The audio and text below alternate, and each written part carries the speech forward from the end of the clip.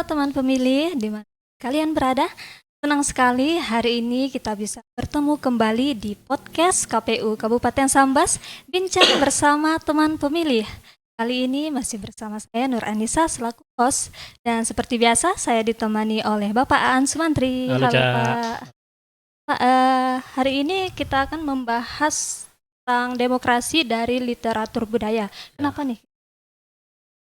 Eh, kita membahas tema ini karena kita meyakini bahwa sesungguhnya nilai-nilai atau prinsip yang ada di demokrasi itu jauh sebelumnya itu sudah hadir di tengah masyarakat kita. Bahkan sebelum eh, negara kita terbentuk, nilai-nilai leluhur itu sebenarnya sudah menjadi jati diri bangsa kita, ya, masyarakat di kita. Kalau kita perhatikan misalnya pidato Soekarno di tanggal 1 Juni 1945 ya, akhirnya Pancasila itu bahkan menyebutkan ketika Pancasila yang menjadi dasar negara kita diperas itu ada Ekasila, istilah Ekasila dan oleh beliau itu gotong royong. Gotong royong ini kan sebenarnya menjadi akar budaya masyarakat kita. Kalau mau kita tarik yang lebih jauh misalnya di eranya kerajaan Majapahit misalnya itu kan yang jadi semboyan negara kita, tulis oleh Pantular itu kita sudah mengenal istilah Bhinneka Tunggal Ika. Berbeda tetapi tetap satu itu kan. Itu kan menjadi nilai-nilai dasar yang sebenarnya jauh sebelum negara ini merdeka atau sistem demokrasi yang kita susun, nilai-nilai itu sebenarnya sudah lekat pada masyarakat kita, sehingga kita berharap dengan diskusi kita pada hari ini kita tidak tidak istilah demokrasi meskipun istilahnya baru, tetapi sesungguhnya nilai-nilai itu sudah melekat pada masyarakat kita seperti itu. Hari ini maka kita hadirkan salah satu tokoh dosen yang berkecimpung tentang sejarah dan kebudayaan khususnya yang ada di Kabupaten Sambas. Silakan Cak untuk dikenalkan. Nah, teman pemilih ya, sekarang telah hadir di tengah-tengah kita seorang narasumber, salah satu dosen dari Unisa Sambas juga, yaitu Bapak Dr. Sunandar Esos IM Hum. Dosennya udah berapa lama nih? Saya mulai jadi dosen waktu 2000 dan sudah ada asisten dosen istilahnya kan. Kala itu peraturan dosen kan masih agak longgar. S1 dapat ngajar S1. Dan ya itu sudah mulai jadi dosen, lalu kemudian di 2000 dianjurkan mengambil konsentrasi sejarah dan peradaban Islam. Nah, itu kita memilih di UIN Sunan Kalijaga Yogyakarta. Ya agak terlambat. Jadi kalau kawan-kawan rata-rata yang program dari kampus 4 sampai 5 semester sudah selesai. Saya agak lambat sedikit, sekitar 6 semester baru selesai waktu itu. 2011 selesainya, kemudian melanjutkan di Raden Patah Palembang 2014. Dan waktu itu ada program 5.000 doktor, program beasiswa diberikan oleh pemerintah pusat. Kita cobalah peruntungan nasib di sana, dan ternyata alhamdulillah diterima. Tapi nasibnya sama juga, sama dengan kuliah di UIN Yogyakarta. Jadi selesai. Agak terlambat, lama selesai. Yang diprediksikan itu yang diprogramkan 3 tahun, ya kita selesainya 5 tahun. 5 tahun. Karena memang waktu itu salah satu karena ya akreditasi kampus itu jadi salah satu perhitungan. Jadi kita menunggu akreditasi kampus lah waktu itu 2019 baru kemudian melanjutkan aktivitas kembali mengajar di sampai sekarang lah. Nah, ya ini Cak, selain sebagai dosen ya dari tenaga, beliau di banyak juga kemarin kita itu buat forum-forum diskusi yang tidak formal gitulah ya, forum Ya. diskusi. Kemarin kita ada nyaprah literasi, Nyaprah Pak. literasi. Nah, nyaprah literasi itu salah satu gagasannya itu kemarin itu dengan kawan-kawan itu kita menganjurkan atau merekomendasikan supaya sejarah dan kebudayaan lokal itu masuk masuk kurikulum buatan lokal. Kita tidak tahu lah ya sampai kemana prosesnya, tapi itu kemarin sudah diperjuangkan. Kemudian ada forum diskusi limited discussion kemarin kita ya di rumah Pak Mayus, rumah Pak Mayus, rumah Pak Direktur. Di banyak kegiatan-kegiatan sosial juga yang geluti. Nah Pak, tema kita hari ini nih ngomongin soal budaya nih, ada nggak ciri khas budaya masyarakat Sambas khususnya dalam hal cara bermusyawarah dan mengambil? Menarik sebenarnya. Saya kira praktek bermusyawarah dalam masyarakat di kita tidak bisa dilepaskan sebenarnya. Selalu muncul, selalu hadir. Musyawarah itu menjadi bagian penting. Pertama nanti lihat misalnya praktek yang paling dominan dan paling sering kita temukan sampai hari ini, misalnya praktek pernikahan misalnya. Bemeteng. Termasuklah sebutan bemeteng itu sendiri, dan nanti berbagai tempat tidak hanya meteng sebutannya, macam-macam sebutannya. Ada bemeteng yang paling umum lah barangkali. Lalu kemudian ada rapat nyaruk. Rapat nyaruk bukan hanya cerita merapatkan siapa-siapa aja yang hendak disaru atau yang hendak diundang. Tapi nanti di dalam itu tidak dibicarakan menu yang disajikan. Padahal tuan rumah yang punya hajat, tapi terkadang membicarakannya minimal se-RT. Jadi diundang se-RT atau bahkan mungkin sedusun atau bahkan sekampung. Misalnya di tempat yang saya tinggal sekarang di Penakalan misalnya, rapat nyaruk namanya bukan rapat nyaruk malam itu, tapi dengan ngumpulkan same, yang dibicarakan same, siapa yang hendak disaru, berapa jumlah saprah yang hendak diberikan, termasuk menu yang akan disajikan kepada tamu. Nah, di rapat nyaruk digumpulkan atau kegiatan bermeteng itu nanti dibicarakan persoalan-persoalan yang hendak dikerjakan pada saat melaksanakan acara pernikahan atau walimatul urus kalau populer sekarang. Padahal kan yang punya dana tuan rumah. Tapi dibicarakan secara umum, sekampung malahan. Nah, itu saya kira bukti bahwa masyarakat kita perihal berembuk, perihal bermusyawarah itu sudah hidup sejak lama. Memang aktivitas pernikahan pasti kebudayaan yang telah lama tumbuh berkembang dalam masyarakat. Ada nilai-nilai yang masih tetap pertahankan dan lanjut. Salah satu di antaranya yaitu tadi bemeteng itu tadi. Rapat nyaruk, pulkan. Sampai hari ini kan kebudayaan itu masih tetap lestari. Walaupun nanti prakteknya misalnya orang pesta walimah bukan hanya di Tarup misalnya. Sekarang kan populernya di gedung-gedung. Tapi sebelumnya juga ada rapat nyaruk itu tadi. Tidak hilang. Rapat nyaruknya tidak hilang. Bemetengnya tidak hilang. Walaupun bentuk tampilan kebudayaannya nanti mengikuti perkembangan zaman. Menyewa gedung persemanan itu tadi. Dulu kan tidak persemanan. Tapi rapat bemetengnya tidak hilang. Kayak begitu. Ya, sebagai informasi saja ya, mungkin teman pemilih kita kurang familiar istilah nyaruk. Nyaruk itu mengundang. Mengundang. Apakah dalam catatan atau warisan budaya Sambas ini terdapat sistem atau struktur sosial yang mencerminkan prinsip-prinsip demokrasi, Pak? Ya, saya kira ada memang dalam literatur kita, bahkan menjadi elit yang bang dalam. Sambas kan bukan negara atau bukan kabupaten yang muncul hanya pada saat ini.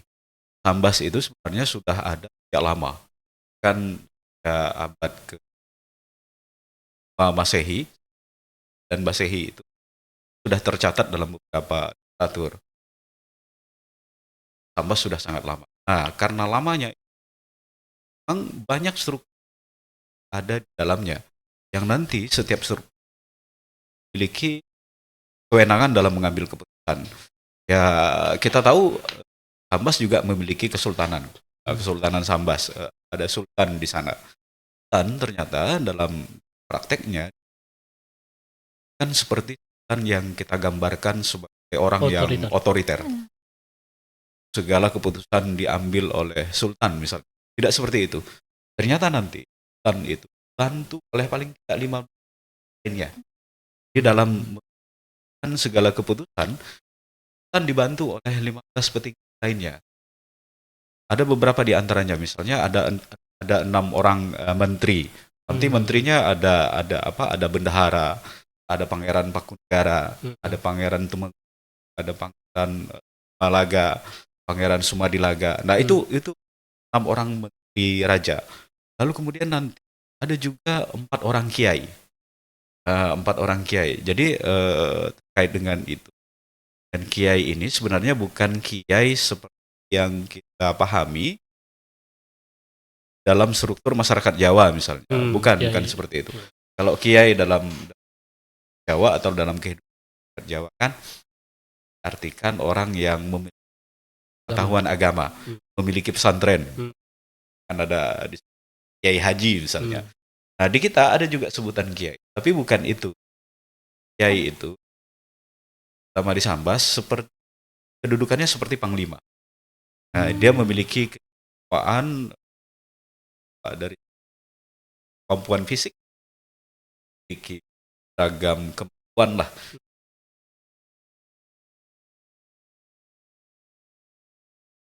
Paiman misalnya pindah lama ke Sambas, dan nanti dia disambut oleh beberapa orang kiai atau petinggi. Kiai yang paling populer di selalu Kiai Segerunding.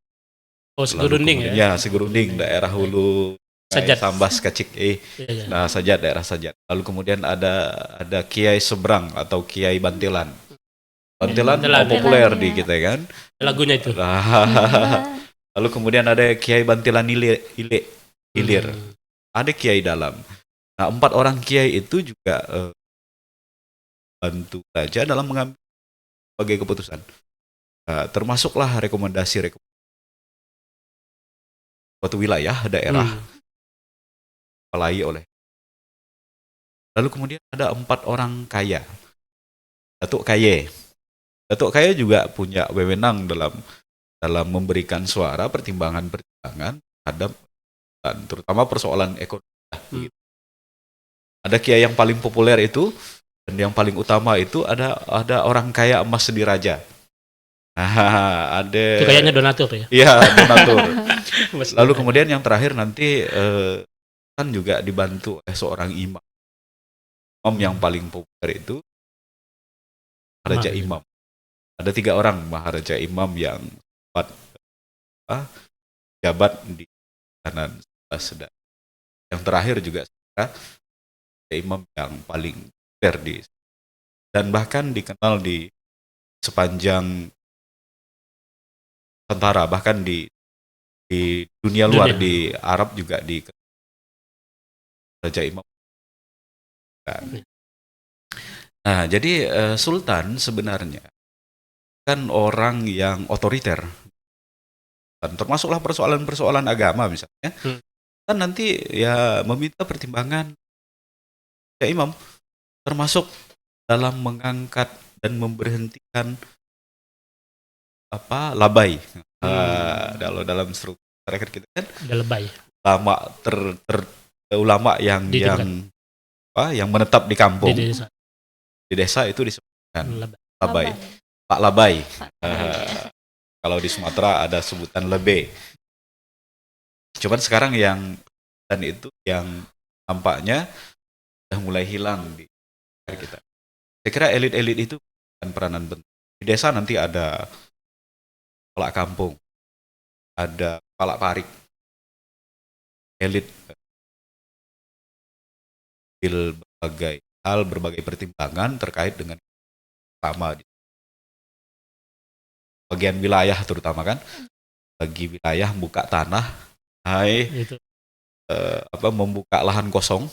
Sekarang kan udah nggak ada lagi lahan Ya. kosong. Kalau dulu kan ya terbentang luas lahan Ya. kosong.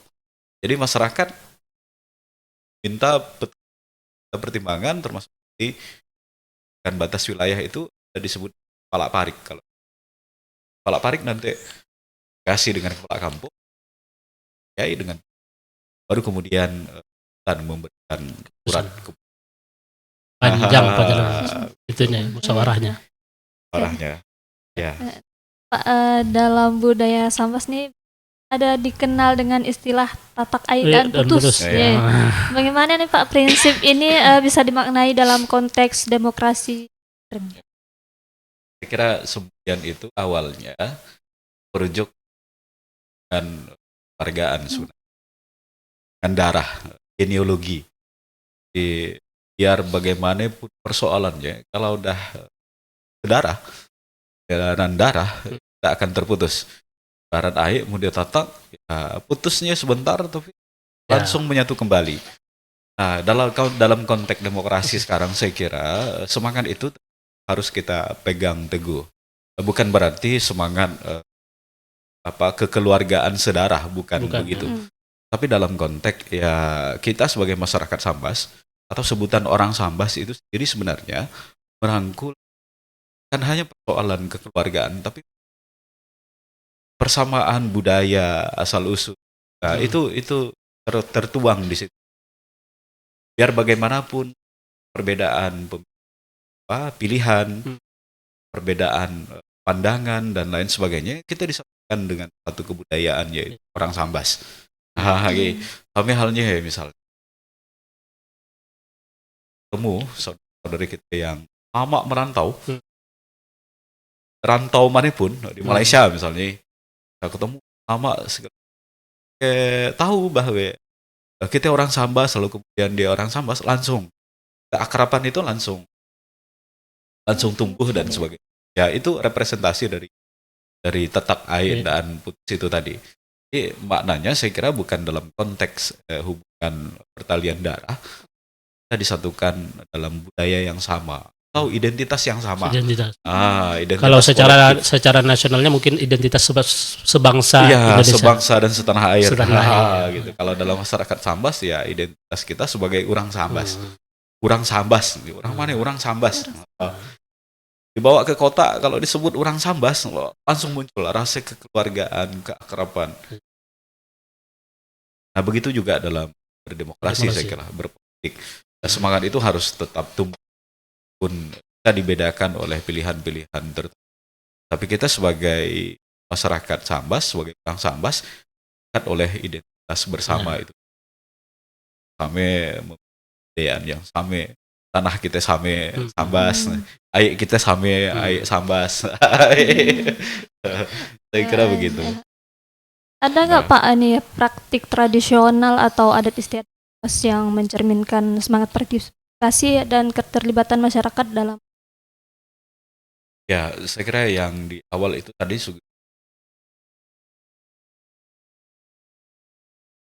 berhubungan dengan kehidupan pernikahan sampai perihal kematian. Nanti di dalamnya ada praktek demokrasi saya kira.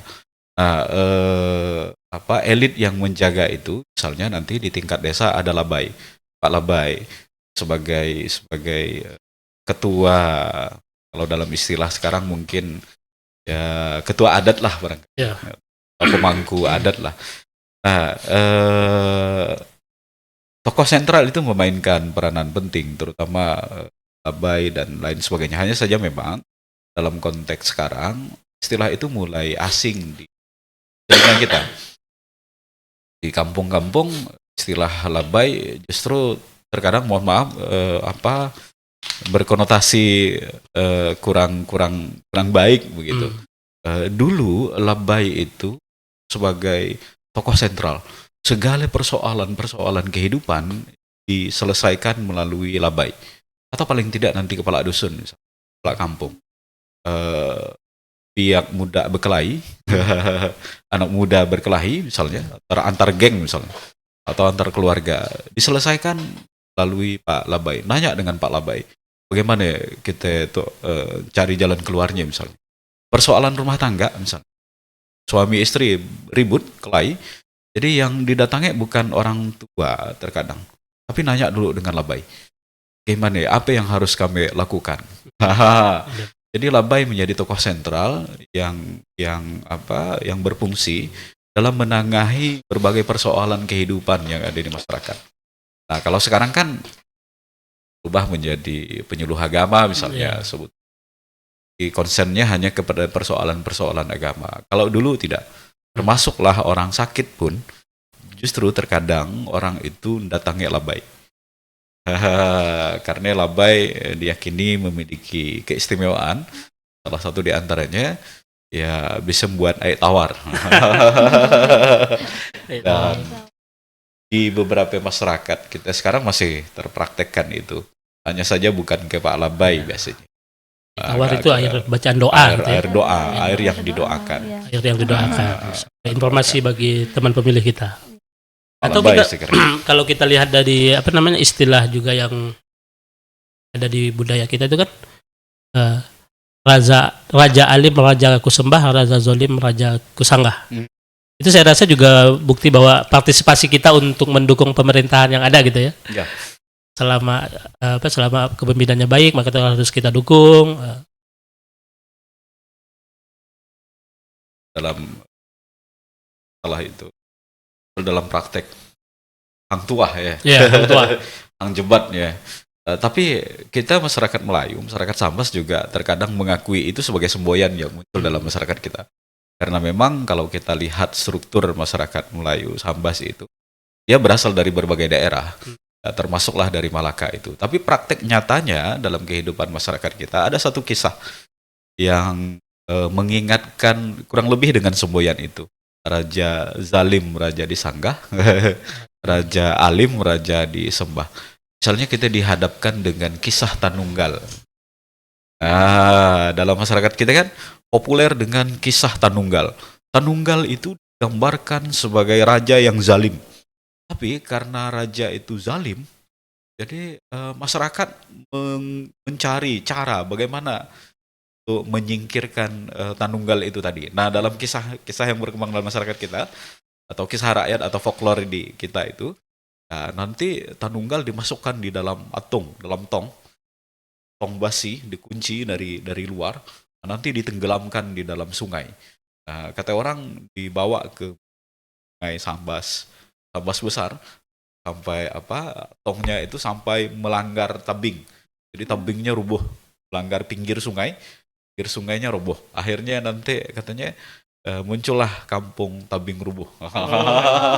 Persoalan kebenarannya saya kira ya itu folklore, cerita rakyat. Persoalan kebenarannya saya kira persoalan yang beda. Tapi substansinya adalah ya itu tadi, raja zalim, raja disanggah. Tanunggal itu representasi dari raja zalim itu. Jadi memang raja dalam praktek politik masyarakat Melayu adalah orang yang mampu memberikan kedamaian, kesejahteraan kepada masyarakat luas. Sama halnya dengan kitab ketatanegaraan Melayu misalnya, yang paling populer seperti kitab Tajus Salatin dan lain sebagainya. Kitab itu dibaca oleh Sultan Muhammad Safiuddin dalam praktekkan kehidupan berpolitik masyarakat Sambas. Dan ternyata kejayaan atau kemakmuran Sambas itu di negeri Sambas memang paling banyak alami ketika masa Sultan Muhammad yang kedua. Raja Zalim itu memang harus disanggah seperti kisah Tanunggal yang populer dalam masyarakat kita. Nah, Pak, mana sih Pak posisi tokoh adat atau tokoh budaya dalam membimbing masyarakat untuk berdemokrasi dengan etika dan Pak? Ya, nanti prakteknya memang masyarakat kita, terutama dalam forum-forum yang muncul dengan masyarakat itu, dalam forum menemukan persoalan persiapan pesta pernikahan.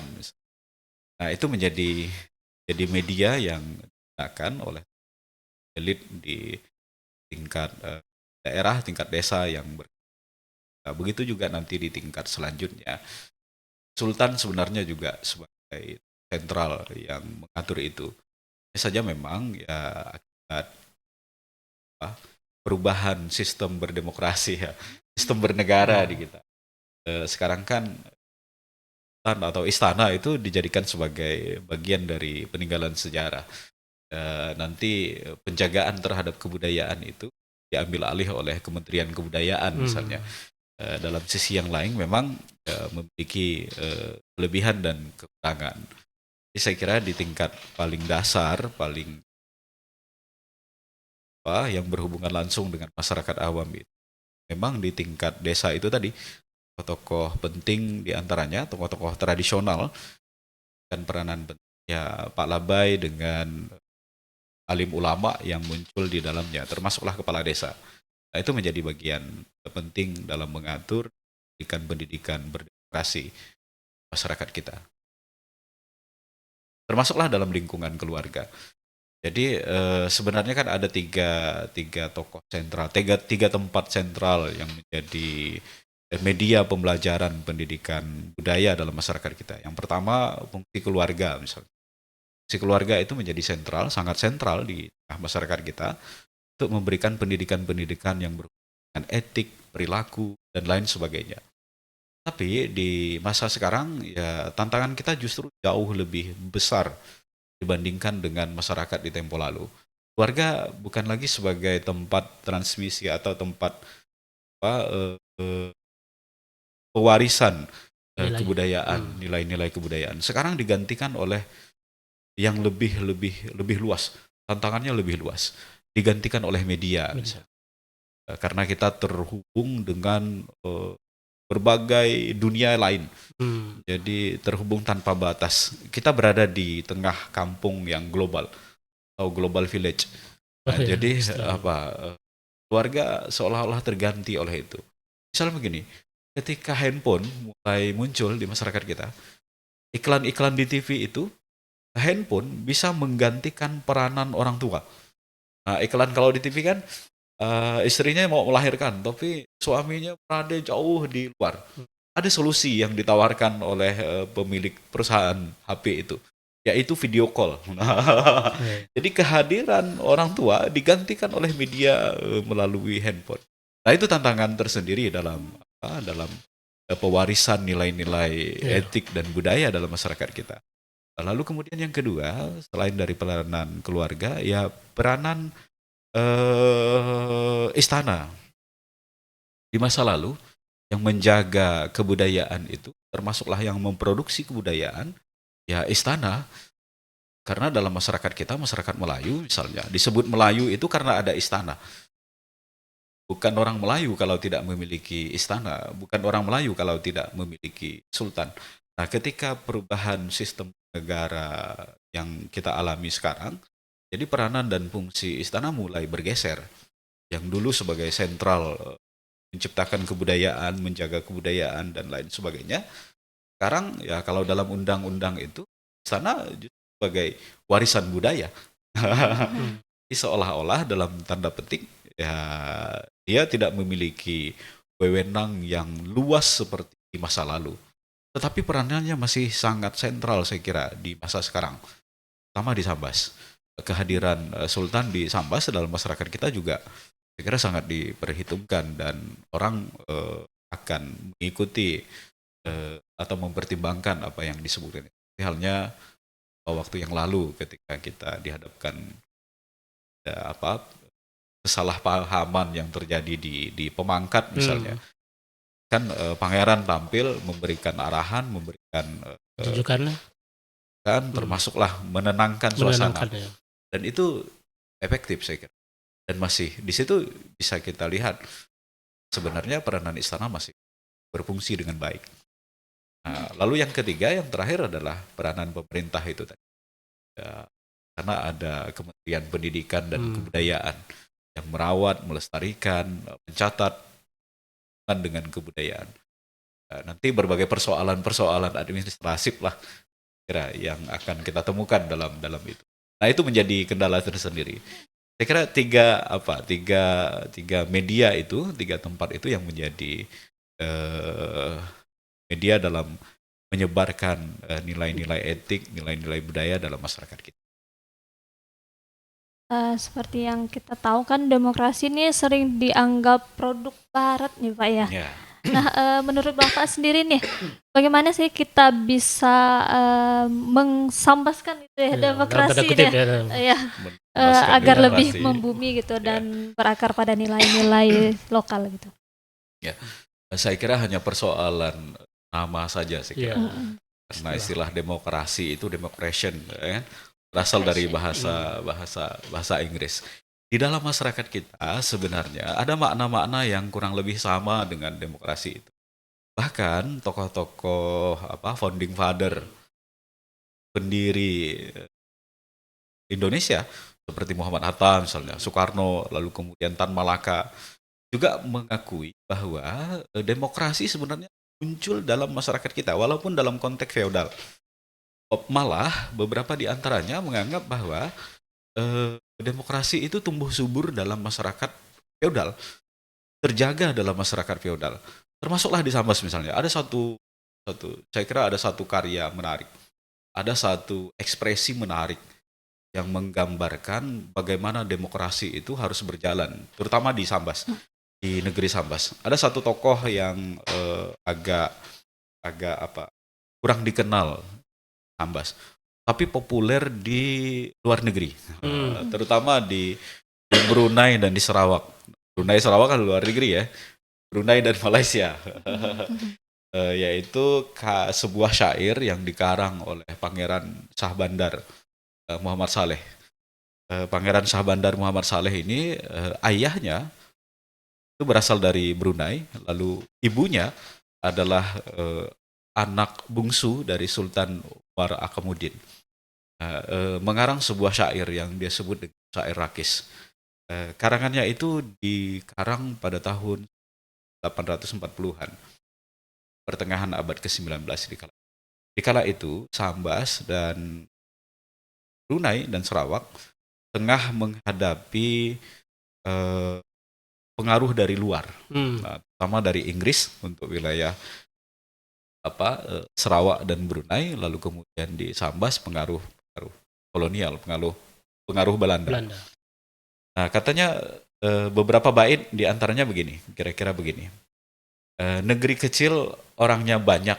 Nah, dia menyebut Sambas gitu. Negeri kecil orangnya banyak. 4 perkara rundingan bejak. 4 perkara laun bertolak, memeliharakan orang yang banyak.